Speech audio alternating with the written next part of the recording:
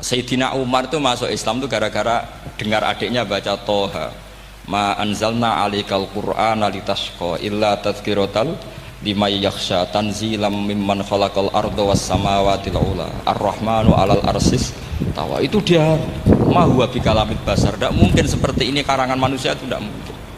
Akhirnya dia Islam.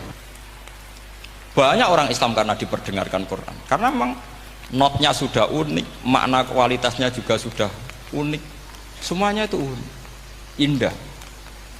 Sampai sekarang pun orang kafir itu orang paling tahu Quran. Makanya Allah mensifati orang kafir itu hasadam min indi anfusihim mim ba'di ma tabayyana lahumul haq. Sekarang sama saya tanya, orang sing tabayyana lahumul haq itu orang paham apa orang tidak paham? Mereka orang kafir itu mengingkari Quran, padahal mim ba'di ma tabayyana lahumul haq, setelah kebenaran nyata bagi mereka. Nyata bagi mereka artinya orang kafir paham atau tidak paham? Paham. Cuma mereka punya penyakit hasadam min intian. Mereka juga kalau ada ayat tentang ahkam yang memberatkan, mereka bilang i'ti bi Qur'anin ghairi hada au badil. Muhammad harusnya jangan tema itu yang diangkat, bu cari Quran yang lain yang enggak tema itu. Mereka sampai memilih tema itu karena paham apa karena tidak paham? Karena paham. Makanya di makalah saya pastikan ngaji tafsir itu gampang, karena orang kafir pun bisa. Kalau kasus Ahok itu bukan paham itu melintir, beda, paham sama melintir itu beda. Itu diterjemah kemenang itu jangan mengangkat kawan orang Islam, bukan mengangkat pemimpin. Ya likinya kalau ngangkat teman saja tidak boleh, apalagi ngangkat pemimpin. Fatal mana berteman sama orang salah sama ngangkat. Saman kancanan maling ini apik nak menawa nang andani terus ngangkat, "Hei maling ke pimpinanku." Parah mana? Parah mana? Artinya sama saja ketika diterjemah jangan ngangkat teman, sebetulnya ngangkat pemimpin lebih fatal. Itu kan mafhum awlawiyah, itu kan normal saja. Itu di Quran biasa, misalnya innalladzina ya'kuluna amwalal yatama dzulman, orang yang makan hartanya anak yatim secara zalim.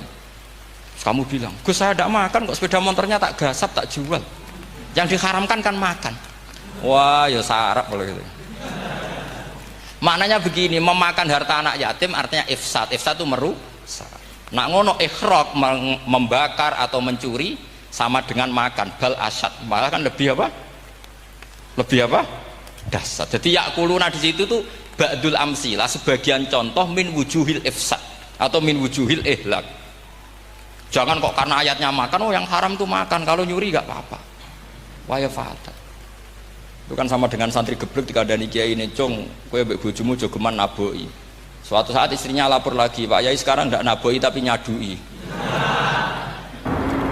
Karena naboi itu pakai tangan. Kok pertama dilaporkan kiainya, "Pak Yai, suami saya itu sering memukulin saya pakai tangan. Cong jogeman naboi bojomu." "Nggih Pak Yai, siap." Saat istrinya lapor, tetap benjut, kenapa? Kalau nak ini disadui. Mergo pikirane sing haram nabok, nak nyaduk halal. Wah itu kan ngajak goblok bareng. Nah masalahnya di usul fikih kasusnya seperti itu. Makanya saya ini kadang ya maliki sekali. Kadang saya itu maliki sekali. Kadang ya. Misalnya begini, saya beri contoh. Ini yang kisah nyata ya. Ada seorang Arabi datang ke Rasulullah. Ya, tadi kan teman-teman minta juga ilmu hadis ya. Ini satu paket saja. Itu tadi nanti kalau sampean kasih lalim itu sudah ada urusan saya tadi. Nunggu orang mati banyak tadi. Kalau nggak usah nunggu orang mati, sarannya tadi apal tadi. Ya Rasulullah ahlak tuh. Saya ini orang yang rusak. Wama ahlakaka. Lalu yang bikin rusak kamu apa? Qol waqatu imroati fina hari Ramadan. Saya menjima istri saya ketika masih siang. Fina hari Ramadan, siang Ramadan. Walhasil Nabi tidak menyuruh hanya kodok, tapi menyuruh kafaroh. Kafarohnya itu merdekakan budak atau memberi makan 60 orang miskin atau puasa berapa? Puasa 60 hari. Atau urut merdekakan budak atau puasa 60 hari atau memberi makan sitina miskin. Oke, kita sepakat. Sepakat ya, hadis itu sahih dan diulang-ulang oleh Ashabus Sunan. Oke, riwayatnya agak masalah. Sekarang kita analisis maknanya. Sekarang sampean saya tanya, Kalau Anda misalnya sekarang jam berapa ini? Misalnya sekarang jam 9 kurang seperempat Ramadan, terus Anda rokok atau Anda ngopi, kepengen ngopi terus ngopi tanpa udhurun syar'iyin, Anda hanya wajib qadha apa bayar kafarah? Tidak sampean jawab. Rata-rata kiai kita, oh mau wajib qadha Gus karena gak jima. Sing seru kafarah itu nak jima. Kan ngombe kopi be jima beda. Pertanyaannya tuh lucu, ini naik secara fikih masalahnya begini. Jima bojo itu tidak zina. Berarti dengan makan bedanya apa? Sama kan? Sama-sama amrun mubah. Sesuatu yang boleh. Kenapa hukumannya berat?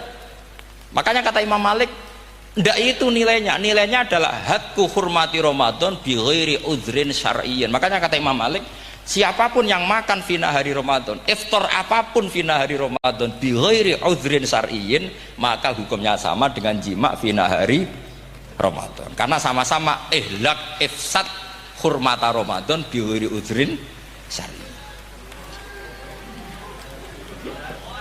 Loh, ini ilmiah. Kamu udah harus cocok, tapi otak kamu harus percaya. Loh iya kan beda kan? Saya secara nafsu tidak cocok, cek berarti. Tapi ilmiah saya setuju. Kalau Kiai Kandani itu kan pasti pakai badul amsilah, kan nggak mungkin semua contoh disebut. Cong penak melaku-melaku jogeman delok wedok iku mari setan. Mboten delok Mbah, nyekel lho malah parah to. Ndak bisa. Makanya ini masalahnya lafaz. Ini kembali ke Imam Syafi'i bilisanin arabiyyim mubin. Ketika seorang kiai bilang, "Cung jogeman delok cah wedok," adalah mengungkapkan al-muharramat. Bukan mentaksis yang haram itu hanya melihat. Saya ulang lagi ya, ketika seorang kiai bilang cung jogeman delok wedok sing haram, itu semangatnya adalah melawan keharaman, bukan mentaksis yang haram hanya delok. Itu di Quran normal semua, di semua lugat ya biasa. Itu kan sama seperti misalnya seorang mbah ngasih uang cucunya, cung tak kayak duit 100.000, cung gue tuku es. Terus kue mendingan, nah ragu tuku es haram iki kan ngongkone tuku es. Lah kepen putumu mati kan nyeben 100.000 gue tuku es. Ya mulai dulu istilahnya nak bange ke ibu tuh cung 100.000 gue tuku es. Cara wong kuno. Maksudnya gue pokoknya umumnya cak cilik senane es cuma nyebut. Ya sudah seperti itu. Sama seperti Quran menghentikan begini. Ini memang salate yang fikih dulu, yang pokok-pokok. Di antara yang nggak boleh dikawin adalah wa antasma'u bainal ukhtaini illa ma qad salah. Kamu tidak boleh menikahi Sri dan Zainab, kakak beradik. Sudah sepakat nggih? Fi nikahin wahid nggak boleh al jam'u bainal ukhtain. Jadi mbaknya kamu kawin, adiknya kamu kawin fi nikahin wahid. Tapi nak ngeduni boleh, berarti kan dengan waktu yang berbeda. Quran hanya menyebut itu. Kemudian Rasulullah zaman Sugeng itu hanya nambahi wala binal mar'ati wa ammatiha wala binal mar'ati wa kholatiha, juga gak boleh menikahi ponaan plus buliknya, baik bulik dari bapak yaitu ammah maupun bulik dari ibu disebut apa? Kholah.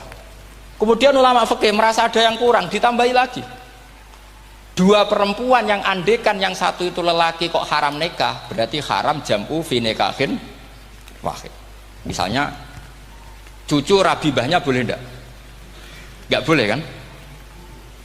Berarti kalau sampai ngumpulkan cucu dan mbahnya fi nikahin wahid juga enggak. Tapi orang yang waras itu tidak akan nyalahkan Quran ketika tidak lengkap. Wa antasma'u bainal ukhtaini ila ma qad sal, ini tidak lengkap. Yang haram kan tidak hanya jam'u bainal ukhtain, termasuk ngumpulkan cucu dan mbahnya. Karena Quran nggak mau dengan logika tidak waras, itu tidak mau. Taruh saja orang itu rata-rata mbahnya kan umur 70 tahun, cucunya umur 17 tahun. Makanya Quran hanya bakas wa antasma'u final ukhtain, karena yang mungkin masih menggugah selera itu dua. Tapi kalau cucu sama mbahnya itu, kalau ada yang masih selera kan ya sarap itu. Tapi fikih sebagai kaidah tetap menerangkan termasuk yang haram jam'u adalah bainal mar'ati wajad dati. Paham juga maksud? Artinya ketika menyebut itu tidak jaminan merangkum semua hukum, tapi ba'dul amsilah. fa innal akila yaktafiya bi isyaratil ba'di, karena orang kalau punya akal diisyarai sebagian sudah paham. Ini penting kalau aturakan. Jadi ini penting. Nah bayangkan sekarang banyak gerakan-gerakan ahli Quran katanya, tapi nggak memahami ilmu usul fikih. Qur'ane ra ono ya wis. Nang Quran ra ono cerita harame asu, nak ngono asu ya halal. Ora ono Qur'ane. Sing ra ono iku tekem ora Qur'ane, kok aneh-aneh.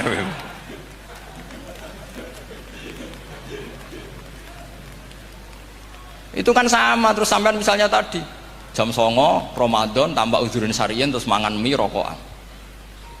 Itu kan melecehkan Ramadan biguri uzurin syariyin, karena melecehkan hurmata Ramadan kena sanksi separah itu. Jangan kamu terus bilang, tapi Nabi hanya bilang masalah jima fi nahar Ramadan. Jima istri itu hukumnya itu tidak zina, hukumnya itu mubah sama dengan makan. Ini cara mazhab Maliki, tapi kita alhamdulillah mazhab Syafi'i.